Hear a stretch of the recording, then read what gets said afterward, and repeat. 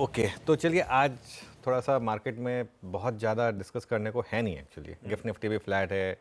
US आज रात को बंद होने वाला है, मतलब तो ज़्यादा क्यूज़ आपको डोमेस्टिक ही ढूंढने पड़ेंगे मेरे ख्याल से। मैं इसी से शुरुआत कर लेता हूँ जो मैंने बात की भी थी कि एफ एंड ओ एंट्री और एग्ज़िट के जो नियम बदले हैं इस पर बात कर लेते हैं। बहुत टाइम से ड्यू था ये बहुत टाइम से ड्यू था। आशीष, कितने स्टॉक्स को देखकर लगता था कि यार ये क्यों है एफ एंड ओ में, और कितने स्टॉक्स को देखकर लगता था कि ये क्यों नहीं है एफ एंड ओ में। ये इनफैक्ट जब मैं और यतिन सेबी की बोर्ड मीट में जाते हैं तो हमने भी ये सवाल रेज़ किया था कि अब टाइम आ गया कि थोड़ा इन क्राइटेरियाज को रीलुक किया जाए। और आई थिंक अब एक सही है, एक चेंजेस आए हैं। अब जो नए नियम हैं, मैं मोटा मोटी बता रहा हूँ क्या है। नए नियमों से 80 नए शेयर एफ एंड ओ में इंक्लूड हो सकते हैं और 20 एग्जिस्टिंग शेयर जो हैं वो एफ एंड ओ से बाहर हो सकते हैं। मेन चीज़ है ये मार्केट में। और अगर एक बार कोई स्टॉक बाहर हुआ उसके बाद वो 1 साल तक वापस नहीं आ सकता।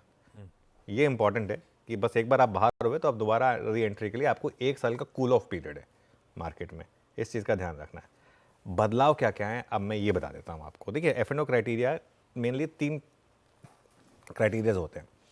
एक होता है मीडियन सिग्मा ऑर्डर साइज।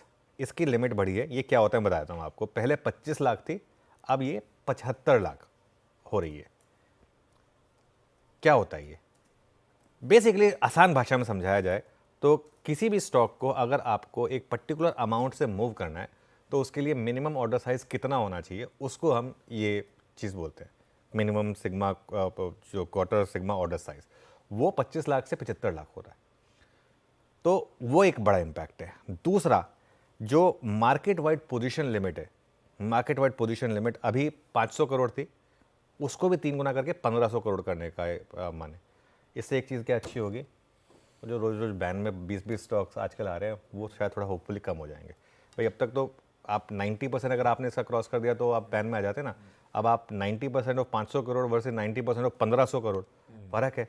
तो इसके लिए तो 1500 crore market wide position limit. Market wide position limit कैसे डिसाइड होती है? Market wide position limit decide होती है फ्री फ्लोट आपका कितना है स्टॉक का, उसके बेसिस पर market wide position limit decide होती है। तो उसको चेंज करके 500 करोड़ से 1500 करोड़ लाने का इरादा है। और आखिरी, एवरेज डेली वैल्यू टर्नओवर जो होता है 10 करोड़ है अभी, उसको 35 करोड़ करने का इरादा, तो मतलब 3.5 टाइम्स। तो ऑब्वियसली क्राइटेरिया जो है वो थोड़ा सा स्ट्रिंजेंट किया जा रहा है। तो इससे क्या होगा? इससे काफ़ी स्टॉक्स हैं जो एफ एंड ओ के क्राइटेरिया अभी मीट करते हैं लेकिन वो नहीं मीट करेंगे। 18 स्टॉक्स, ये कब से लागू होगा? नुवामा कह रही है कि फरवरी 2025 से शायद ये इंप्लीमेंट होगा। वैसे ये भी सितंबर चल रहा है और तो करंट साइकिल सितंबर अक्टूबर नवंबर की है, वो पूरी हो जाएगी। उसके बाद फरवरी 2025 है, उसके बाद से शायद ये चेंजेस एप्लीकेबल होंगे। जो स्टॉक्स बाहर हो सकते हैं उसके लिस्ट में कुछ ऐसे स्टॉक्स हैं जो आपको लगता है कि शायद नहीं होने चाहिए एफ एंड ओ में। जैसे एबट है, अच्छी कंपनी है, कोई दिक्कत नहीं है, लेकिन 30,000 का स्टॉक है, कोई मतलब नहीं है एफ एंड ओ में होने का। Sun TV, Metropolis, Ipca Labs, Gujarat Gas है, ग्रैन्यूल्स है, कुछ अच्छे स्टॉक्स भी हैं, कैनफिन होम्स, महानगर गैस। लेकिन अब क्राइटेरिया में नहीं फिट बैठेंगे तो नहीं फिट बैठेंगे। अतुल, जीएनएफसी, आईडीएफसी, डॉक्टर लाल, ये कुछ स्टॉक्स हैं जो शायद एफ एंड ओ से बाहर हो जाएंगे। लेकिन ज़्यादा इंटरेस्टिंग लिस्ट तो हमेशा वही होती है, कौन एंट्री कर सकता है एफ एंड ओ में। वो जो लिस्ट है उसमें जो पहले 3 नाम है, बस ये सबसे इंपॉर्टेंट है। जियो फाइनेंशियल, जोमैटो और एवेन्यू सुपरमार्ट। 1 मिनट के लिए बस इस लिस्ट पे रहेंगे। ये सबसे इंपॉर्टेंट लिस्ट है कि अगर ये क्राइटेरिया एप्लीकेबल हुए तो ये 3 स्टॉक्स की एंट्री होगी, जियो फाइनेंशियल, जोमैटो और एवेन्यू सुपरमार्ट। क्या खास इन 3 स्टॉक्स में? अगर ये तीनों स्टॉक्स आज एफ एंड ओ में हों तो ये निफ्टी में भी होंगे। द ओनली रीज़न ये स्टॉक्स निफ्टी में नहीं है उसका कारण ये है कि ये स्टॉक्स एफ एंड ओ में नहीं है, और एफ एंड ओ में होना निफ्टी में होने का एक बड़ा क्राइटेरिया है। तो इसके लिए ये 3 स्टॉक्स जो है ना, इन पर नज़र रखेंगे। उसके अलावा बाकी लिस्ट भी है, IRFC, RVNL, इरिडा है, हुडको है, आपका येस बैंक है, वरुण बेवरेजेस है, कोचिन शिपयार्ड और मजगांव डॉक है। तो जियो, जोमैटो और डी मार्ट, ये जो 3 स्टॉक्स हैं ये बहुत स्ट्रॉन्ग कंटेंडर हैं एफ एंड ओ में आने के। और अगर ऐसा हुआ तो जो 2025 का रीजिग होगा उसमें ये 3 स्टॉक्स निफ्टी में आ जाएंगे। वैसे सूनर और लेटर आने हैं, ठीक है ना, लेकिन अब तक एफ एंड ओ में इंक्लूडेड नहीं थे, इसके लिए नहीं आ पा रहे थे। तो ये जो है ये चेंजेस इस समय F&O से रिलेटेड जो हुए हैं। जैसे मैं कह रहा था कि ये पहले चेंजेस हैं, अब क्या यहाँ पर ही रुकेंगे या फिर और कुछ ओवरऑल क्राइटेरिया चेंजेस भी होंगे F&O में, कुछ वीकली ऑप्शन से रिलेटेड चेंजेस भी होंगे, ये सब भी ज़रूरी है। लेकिन आज एक्शन जो है वो स्टॉक स्पेसिफिक रहेगा इन स्टॉक्स पर खास तौर से। फाइनली एवेन्यू सुपरमार्ट को आना ही पड़ेगा, ऐसा आना ही पड़ेगा। हाँ। चलिए, ये है वो बढ़िया से अनाउंसमेंट्स का आसान शब्दों में बहुत बढ़िया डीकोड करके समझाना F&O में इनकी एंट्री, और फिर बट लाइकली कैंडिडेट्स हैं ये निफ्टी 50 में पहुंचने के इवेंचुअली।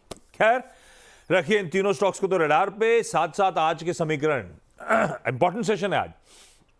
यूएस में इंपॉर्टेंट इन्फ्लेशन का प्रिंट आया था, हमारा जीडीपी आया था, फिर वीकेंड पे हमारा जीएसटी नंबर आया था। सब पे रिएक्ट करना है, सब पे आके डिस्कशन करेंगे। प्लस आज क्योंकि मंडे है, बैंकेक्स की निफ्टी मिड कैप सिलेक्ट की एक्सपायरी है।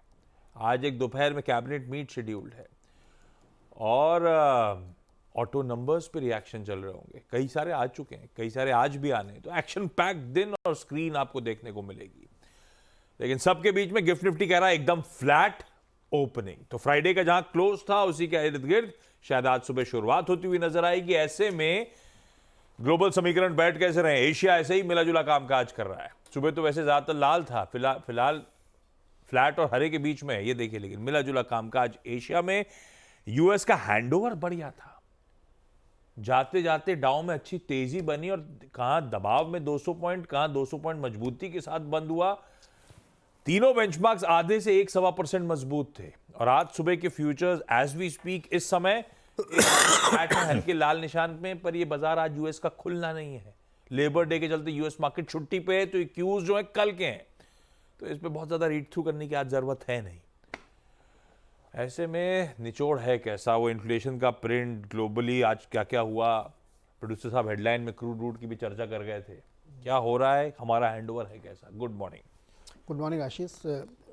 हैंडओवर बिल्कुल बढ़िया है, कोई प्रॉब्लम नहीं। यूएस के मार्केट को अगर आप देखें तो वहाँ इंतजार हो रहा था पीसी कोर इंडेक्स का आएगा क्या आएगा, तो वो जो एक्सपेक्टेशन थी उससे नरम आया है, और 2.6% वाई बेसिस पे है। जो कंसेंसस था 2.7 उससे नीचे है, तो ये बहुत पॉजिटिव है। और फेड की बैठक से पहले ये सबसे इम्पॉर्टेंट डेटा था जो आ गया। अब कोई बहुत महत्वपूर्ण डेटा आना नहीं है, अब वो 12 तारीख के आसपास वो इन्फ्लेशन का आएगा, लेकिन वो इतना इम्पॉर्टेंट नहीं होगा इसके सामने। तो एक तरीके से बिल्कुल रनवे क्लियर है कि रेट कट के लिए आप तैयारी करें। इसलिए यूएस का मार्केट भी शुक्रवार को बहुत बढ़िया रैली बना के बंद हुआ है। S&P अगर आप देखें तो 56 पॉइंट चला, ये उसकी हिस्ट्री का सेकंड डे था जब इतनी बड़ी रैली एक दिन में उसने बनाई है। तो और वीकली देखो, मंथली देखो, लगातार वहाँ पे भी तेज़ी बनी। तो ये एक इंटरेस्टिंग जंक्शन पे यूएस मार्केट पहुँच गया है। क्रूड ने भी सपोर्ट किया, क्रूड भी गिरा, अब $76 पे ब्रेंट आ गया है। बहुत ही इंटरेस्टिंग है क्योंकि दो रीजन से गिरा है। एक तो है कि चीन की तरफ से डिमांड काफ़ी कम हो रही है, और दूसरा अक्टूबर की बैठक में क्या वाकई प्रोडक्शन बढ़ेगा जो 2 साल से कट कर रखा है। अब इस डर में क्रूड नीचे जा रहा है। हालांकि प्रोडक्शन कट दोबारा रिवाइज होने की ज़रूरत नहीं है कि प्रोडक्शन बढ़ेगा, शायद मेंटेन होगा, लेकिन फिर भी क्रूड नीचे आ गया है। तो ये दूसरा बड़ा एक पॉजिटिव था। तीसरा, चाइना में आप देखें तो वहाँ का जो मैन्युफैक्चरिंग PMI है वो 50 के नीचे चला गया, ठीक ठाक तरीके से 49.1 पे है। तो इसीलिए क्रूड में भी नरमी आई है क्योंकि डिमांड बहुत कम रहने की संभावना है। एक इंटरेस्टिंग पॉइंट आशीष ये देखने को मिला कि दुनिया के 3 मार्केट जो है वो अलग अलग हो गए। मतलब इन्होंने अपने को एक दूसरे से अलग कर लिया है, डिवोर्स हो गया सबका। यूएस वाले को चाइना की कोई चिंता नहीं, चीन वालों को यूएस की कोई चिंता नहीं, और भारत को उन दोनों की चिंता नहीं। तो सब मार्केट अपने अपने हिसाब से अलग चल रहे हैं। ये भी एक बहुत महत्वपूर्ण पॉइंट है यहाँ पे। तो अब चीन दुनिया की सेकंड लार्जेस्ट इकोनॉमी है, अगर वहाँ पे इतनी बड़ी प्रॉब्लम हो रही है तो दुनिया में प्रॉब्लम होनी चाहिए, लेकिन किसी को कोई फर्क नहीं है, सब अपने अपने देख रहे हैं। यूएस में तेज़ी हो या जो भी हो, उससे और दूसरे मार्केट में कोई फ़र्क नहीं पड़ रहा है। तो भारत के लिए क्या अच्छा है कि यूएस मार्केट अगर आप देख रहे हैं उधर, तो वो अच्छा है। और क्रूड हमारे लिए सबसे पॉजिटिव, जो कि इस समय 76 पे आ गया। मुझे लगता है ये इंटरेस्टिंग है। जीएसटी नंबर भी बढ़ गया है, जीडीपी थोड़ा सा नरम है, लेकिन बाकी ठीक ठाक मुझे लग रहा है। तो क्यूज़ के हिसाब से दिन अच्छा है, कोई दिक्कत नहीं अभी। क्यूज के हिसाब से दिन अच्छा है भाई, ऐसी कोई दिक्कत नहीं। यूएस का हैंडओवर बढ़िया है। कच्चा तेल अगर हमारे लिए इंपॉर्टेंट है तो बहुत कूल ऑफ हो गया है, और हमें नेट तगड़े इंपोर्टर। जिस चीज़ को इंपोर्ट कर रहे हैं वही $3 सस्ती हो गई है, तो सेंटिमेंटली वो भी पॉजिटिव है। पर फिर भी गिफ्ट निफ्टी सदा सदा सा शुरुआत कर रहा है, ऐसे इंडिकेशंस एटलीस्ट अब तक के। ऐसे में ये जो 12 सेशंस ऑन द ट्रॉट, यानी कि हर दिन पिछले 12 कार्रवाई सत्रों से मजबूती जो देखने को मिली है, उसके बाद सेटअप कैसा खड़ा हुआ है पहले वो जान लेते हैं, उसके बाद सेशन की डिटेलिंग पे चलेंगे, आज के अप्रोच पे चलेंगे। कैसा लग रहा है अब सेटअप? मजा आ रहा है वैसे स्क्रीन्स देख? हाँ, मज़ा आ रहा है, लेकिन देखिए क्या होता है कि लगातार इतना आपने मज़ा एंजॉय कर लिया, आप थोड़ा सा उसको साइड पे बैठिए, थोड़ा सा प्रॉफिट लेके। अब मैं नेगेटिव नहीं हूँ मार्केट पे, मैं बस ये चीज़ कहता हूँ कि मैं एक जो है ना, एक फीलिंग आ रही होती है कई बार कि अब मार्केट में बहुत ज़्यादा वन वे रैली हो गई है, तो थोड़ा सा शायद कंसोलिडेशन की मार्केट को ज़रूरत है। एक तरीका होता है कि स्टॉप लॉस लगाते रहिए, ठीक है ना, वो मैं लगातार कह रहा हूँ कि स्टॉप लॉस लगाते रहिए, तो वो एक अप्रोच हो जाएगी। सेटअप क्यों ओवरबॉट है, पहले तो वो नंबर्स पर आते हैं। FIIs ने अब कैश में बड़ी बाइंग शुरू कर दी है, 5,000 करोड़ की बाइंग आई है फ्राइडे को। अब आप कहेंगे कि FIIs बाय कर रहे हैं तो उसमें बुराई क्या है? बिल्कुल बुराई नहीं है, लेकिन क्या है ना, ये ध्यान रखिए, ये हॉट मनी है, ये आती भी बहुत तेज़ी से, जाती भी बहुत तेज़ी से। इस समय इनको मार्केट में, अब इंडियन मार्केट में मोमेंटम लग रहा है, तो ये बाय कर रहे हैं। अगर मोमेंटम फिजल आउट हुआ तो ये सेल भी उतनी एग्रेसिवली करेंगे। और सामने अब DIs ने सेल करना शुरू कर दिया, क्योंकि उनको ज़रूरत नहीं है। अच्छा, DIs के पास ऑलरेडी कैश बहुत हो गया, 2 लाख करोड़ का म्यूचुअल फंड के पास कैश है इस समय, और अगर ये FIIs इस तरीके से बाय करते रहे तो ये कैश और बढ़ जाएगा यहाँ पर। फिर ये पैसा लगाएंगे कहाँ, ये भी एक इंटरेस्टिंग चीज़ होगी। तो इसके लिए मार्केट में बहुत ज़्यादा नेगेटिव नहीं है। ये नहीं है कि मैं मार्केट में नेगेटिव हूँ, नहीं, मार्केट में बहुत पॉजिटिव हूँ। मेरा तो ये मानना है, और जो मैंने बात की थी 27272 की, वो भी इंटैक्ट है, ठीक है, दोनों चीज़ों में। लेकिन फ़र्क होता है, एक होता है कि भाई आप ऐसा थोड़ा ना कि कल ही आ जाएगा वो लेवल, हो सकता है एक बार बीच में पहले 400-500 पॉइंट करेक्ट हो जाए, उसके बाद आ जाए। इसके लिए तो सेटअप थोड़ा ओवरबॉट है। इंडेक्स फ्यूचर्स में बाइंग है, 2276 करोड़ के इंडेक्स फ्यूचर्स में बाइंग है। और देखिए, अगर एक्सपायर नई सीरीज़ के पहले दिन स्टॉक फ्यूचर्स में अगर 4,000 करोड़ की बाइंग हो ना, वो मार्केट बहुत ही रिस्की हो जाती है। अगेन, मैं बार बार चीज़ों को तोल मोल के बोलता हूँ, सीरीज़ का पहला दिन है, मार्केट इतना तेज़ चल रही है, सब कुछ है, आप स्टॉक फ्यूचर्स खरीदेंगे क्यों? नॉर्मली तो स्टॉक फ्यूचर्स आप बेचेंगे ना, क्योंकि आप आर्बिट्राज पोजीशन बनाते हैं, कैश में खरीदते हैं, फिर में बेचते हैं, सबकी कॉस्ट ऑफ कैरी बहुत ज़्यादा होती है। लेकिन यहाँ पर आप पहले दिन में ही स्टॉक फ्यूचर्स में 4,000 करोड़ की बाइंग कर रहे हैं, ये मार्केट को एक्सट्रीमली ओवरबॉट बनाता है, और ये मार्केट को रिस्क से थोड़ा सा दूर कर देता है। इसके लिए ये मेरा एक पॉइंट था। विद इन इंडेक्स फ्यूचर्स अगर आप देखेंगे तो 850 करोड़ की बैंक निफ्टी में बाइंग हुई है, 1300 करोड़ की निफ्टी में बाइंग हुई है, और अब लगातार 8 दिन से यहाँ पर इंडेक्स फ्यूचर्स में बाइंग हो रही है, और 3 दिन से तो 4-5 दिन से लगातार ये बड़ा नंबर है। 2,000-3,000 करोड़ से कम एक भी दिन नहीं है जहाँ पर इस तरीके की बाइंग हुई हो। और एक चीज़, सीरीज़ के पहले दिन आप पहले ही लॉन्ग पोजीशन से आपने शुरुआत की थी, हमने बात की थी कि लॉन्ग रोल ओवर सबसे ज़्यादा हुआ है। उसके बाद आपने पहले दिन 25,000 लॉन्ग और ऐड कर दिए, और जो बचे कुछ 8 शॉर्ट्स थे उसमें 8,000 कम कर दिए। अब आप लॉन्ग शॉट देखिए, वो जो ग्राफ वीरू भेजते हैं, अगर आप चार्ट के फॉर्मेट में देखें तो वापस एकदम से देखिए कैसे सर्ज आया। और अगर आप टेबुलर फॉर्मेट में भी देखेंगे, अब हम वापस 72% नेट लॉन्ग पर आ गए, 2,43,000 contract first day of the series. Again मैं बार बार एक चीज़ बोल रहा हूँ, मार्केट ओवरबॉट है, इसका मतलब ये नहीं कि मार्केट गिरेगा, लेकिन मार्केट ओवरबॉट हो और अगर कोई नेगेटिव न्यूज़ आ जाए तो मार्केट ज़्यादा गिर जाता है। इसके लिए मैं आज जो है सेटअप को कह रहा हूँ कि थोड़ा सा स्लाइटली ओवरबॉट लग रहा है मुझे। इवन कॉल लॉन्ग और कॉल शॉर्ट आप देखेंगे तो जितनी कॉल लॉन्ग है उसकी जस्ट आधी कॉल शॉर्ट है, तो ये भी आंकड़ा थोड़ा सा एक ओवरबॉट है। पुट कॉल रेशियो भी थोड़ा एलिवेटेड है, 1.41 पर हो गया। एक चीज़ मैं हमेशा कहता हूँ, 1.4 1.5 की पुट कॉल रेशियो पे आप फ्रेश बाय नहीं कर सकते। ये जोन होता है थोड़ा सा प्रॉफिट बुकिंग करने का। बैन में भी पहले दिन ही एक स्टॉक आ गया बलरामपुर चीनी, वो तो लग ही रहा था खैर, जिस तरीके से फ्राइडे के मूव आ रहे थे कि बलरामपुर चीनी आ जाएगा बैन में। तो सेटअप ओवरबॉट है, मार्केट वीक नहीं है लेकिन सेटअप ओवरबॉट है। इसके लिए मैं इन लेवल्स पर थोड़ा सा कॉशियस हूँ। वैसे भी नई सीरीज़ की शुरुआत है, एक बार देख ले। 2 दिन 12 दिन की रैली कराई है, एक दिन की अगर रैली मिस भी होगी ना, मुझे कोई तकलीफ नहीं है। मैं तो मतलब हमेशा बोलता हूँ कि भाई 12 दिन से रैली चल रही है ना, रोज़ रैली हमने बात की है, एक दिन अगर चलिए 13वें दिन हो भी गई, अगर मिस भी होगी तो कोई बुराई नहीं है। आज थोड़ा सा कॉशियस रहे, थोड़ा सा कॉशियस रहने का दिन। आइए निफ्टी आपकी स्क्रीन पर रखता हूं। फ्राइडे का ट्रेडिंग सेशन भी बढ़िया था, 12वां दिन मजबूती का जो था 1/3% उछाल। गैप के साथ खुले, लार्जली वो गैप इंटैक्ट रहा। वो गैप इवन इंटैक्ट रहा जब 3 बजे के आसपास MSCI के तगड़े इनफ्लोज आने की तैयारी थी। हमारा जो पहला रेजिस्टेंस जोन था, इतने तगड़े इनफ्लोज के बीच में भी वो इंटैक्ट रहा। हमारा रेजिस्टेंस जोन था 25,272 का, और फ्राइडे के इंटरडे हाईज थे 25,268, बिल्कुल प्रिसाइसली वही लेवल्स थे जहां पे ये थमा थमा नजर आया। थोड़ा सा कॉशियस रहना, मतलब स्क्रीन पे क्या वॉच आउट करना, वो टेक्सचर बदल रहा है क्या। हम लोग लॉन्ग्स कैरी करके बहुत अच्छा मोमेंटम एंजॉय कर रहे थे, हमने बेस पे खरीदने की कोशिश करी थी इस पूरे मोमेंटम में, उसको बहुत अच्छा एंजॉय करा था। अभी टेक्सचर बदल रहा है क्या बाय ऑन डिप्स वाला? नहीं देखिए, टेक्सचर तो जब बदलेगा तब वो स्क्रीन पे दिखाई दे जाएगा। ठीक बात। यहाँ पे सिर्फ एक कोशिश हो रही है कि थोड़े प्रॉफिट को कैश में कन्वर्ट किया जाए, थोड़ा प्रिजर्व किया जाए, क्योंकि मार्केट में फेजेस आते हैं। तो एक बड़ा फेज आ चुका है। कई बार ऐसा होता है, मंथ बदलते, सीरीज बदले, मार्केट बदल जाती है, तो वो पॉसिबिलिटी है। पहले तो लेवल्स डिस्कस कर लेते हैं आशीष। पहला रेजिस्टेंस वहीं पर है जो हमने उस दिन डिस्कस किया था। अब थोड़ा उसको रेंज कर देता हूँ। उस दिन मैंने एग्जैक्ट लेवल लिया था, आज थोड़ा रेंज बता रहा हूँ। 25,250 से 25,300। 25,268 पर आपका ऑल टाइम हाई प्लेस्ड है, और ये चार्ट के हिसाब से हो गया। बड़ी रेजिस्टेंस कहाँ मिलेगी आपको? 25,350 से 25,400। ऑप्शंस के हिसाब से कॉल राइटर दोनों वीकली और मंथली यहीं बैठे हैं, इसके लिए ये एक रेजिस्टेंस हो गया।